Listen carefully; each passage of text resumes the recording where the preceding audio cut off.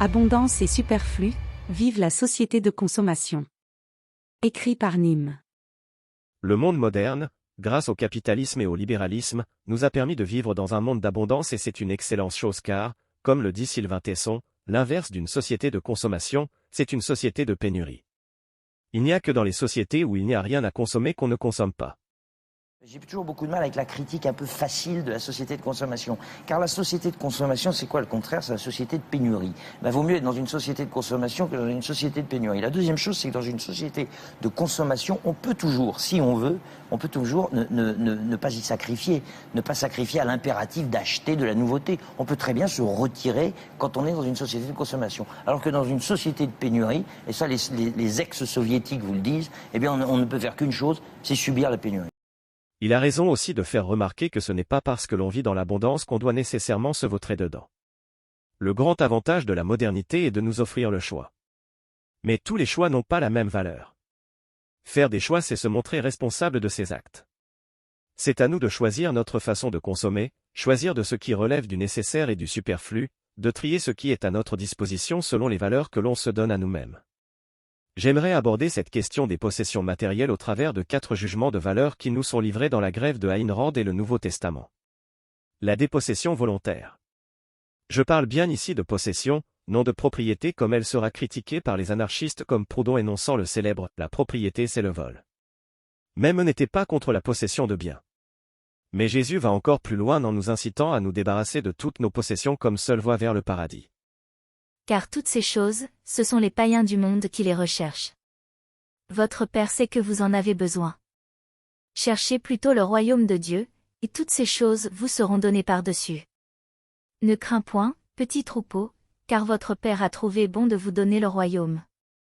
Vendez ce que vous possédez, et donnez-le en aumône. Faites-vous des bourses qui ne s'usent point, un trésor inépuisable dans les cieux, où le voleur n'approche point, et où la teigne ne détruit point. Luc 12, Nouveau Testament. Jésus ne parle pas seulement de contrôler votre consommation, de donner votre superflu aux nécessiteux, il appelle à vous débarrasser de tout, même du nécessaire.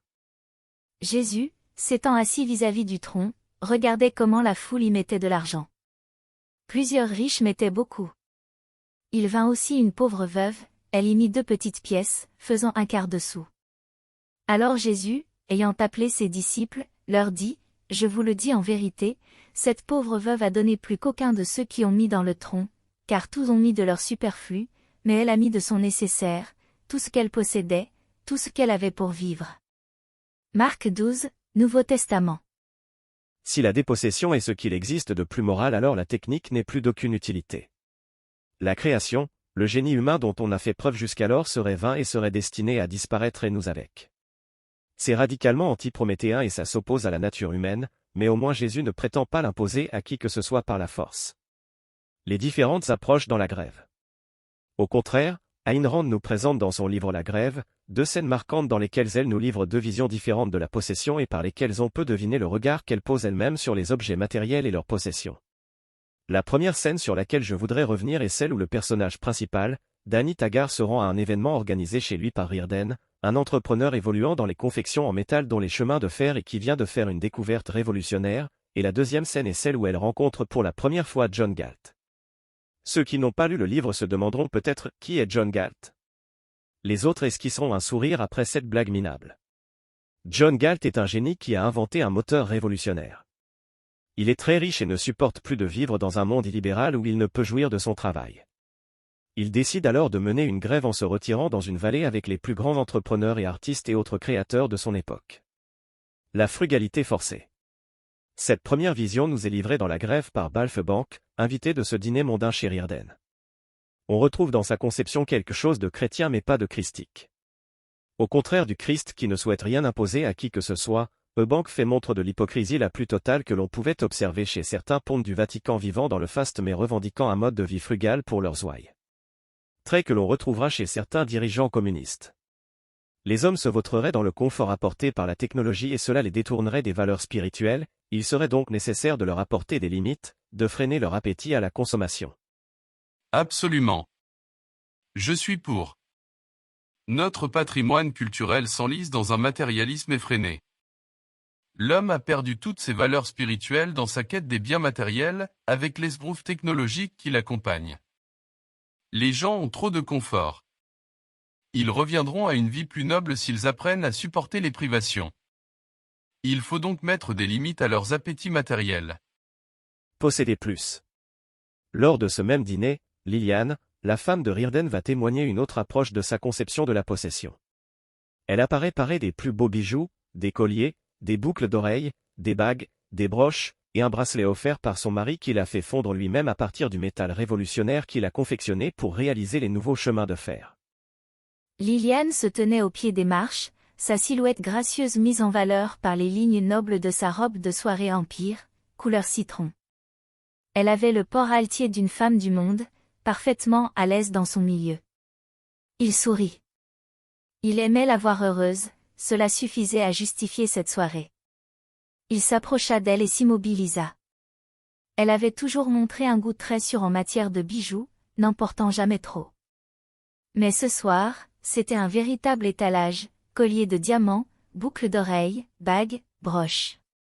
Par contraste, ses bras paraissaient étrangement nus. Elle ne portait qu'un seul ornement au poignet droit, le bracelet de Rearden Metal. À côté des diamants, étincelants, il faisait toc, le genre de babiole qu'on trouve sur les étals de marché. Ayn Rand. La grève. La vision de la possession de Liliane est superficielle.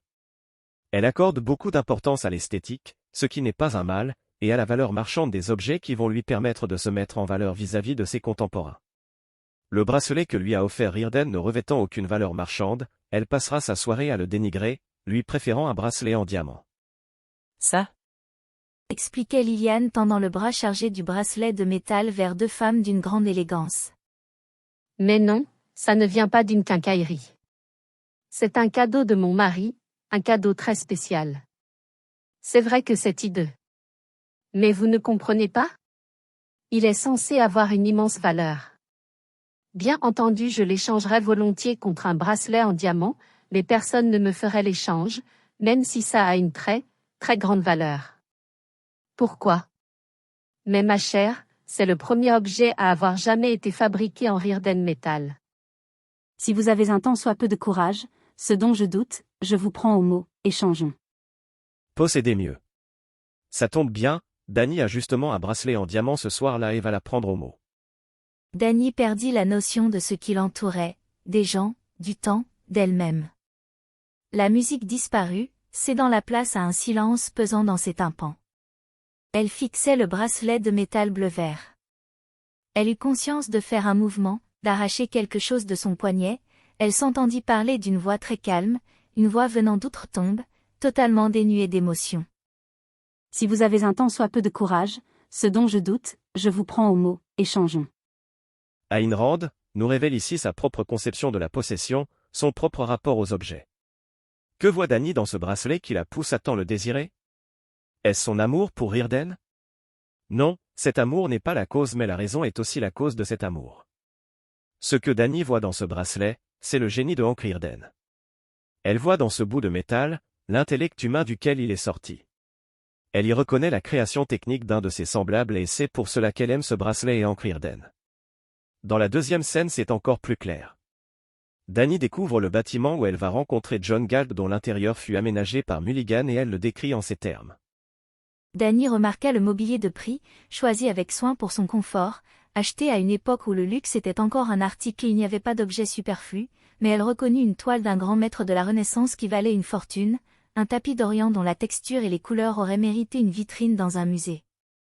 Telle était la conception de la richesse selon Mulligan, une richesse de la sélection, non de l'accumulation. Tout est soigneusement choisi, il n'y a pas de superflu. Certes, tout est hors de prix mais ce n'est pas ce qui guide la décision d'achat. Si le mobilier est cher, c'est uniquement parce que le génie humain a un prix. L'acte d'achat est motivé par l'acquisition du talent humain. La technique est une extension de l'intellect humain qui va lui permettre de s'exprimer pleinement et de s'incarner dans des meubles revêtant une fonction ou dans des œuvres d'art qui, bien qu'inutiles, vont trouver leur valeur dans l'expression de ce génie humain.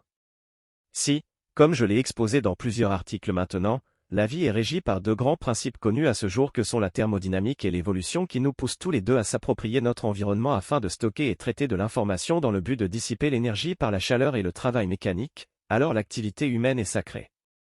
Le génie humain s'exprimant par la technique est ce qu'il y a de plus moral et il est normal de posséder. En renouant avec une conception grecque de la technique dont l'essence est le dévoilement de la vérité, de l'être, nous pouvons aller encore plus loin et voir dans un objet l'esprit humain au service de l'être, le tout. La possession n'est pas un mal mais il nous revient de savoir percevoir au-delà de l'objet le génie humain qu'il a fallu pour le concevoir et le créer. De même, nous pourrons établir une hiérarchie quant à la fonction qu'il occupe, la technique permettant d'augmenter notre puissance donc d'augmenter notre capacité à dissiper l'énergie via le travail mécanique et sacré. Cet audio vous a plu ? Abonnez-vous à notre chaîne afin de recevoir tout notre contenu et soutenez-nous sur Tipeee, le lien est dans la description.